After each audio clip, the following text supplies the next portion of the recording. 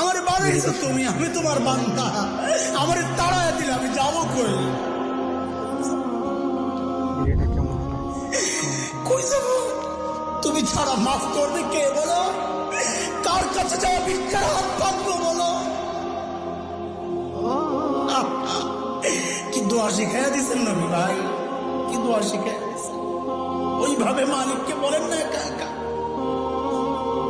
তুমি আমার রব, আনতা রব্বি, আনতা রব্বি, আর কেউ না। পাপ করছি তো তোমারই করছি, নাফরমানি করছি তো তোমারই করছি, আর কারো করি নাই। বানাইছো তুমি, এখন আমি যাবো কই? করে ফেলছি, এখন যাবো কই বলো? কি সুন্দর কথা।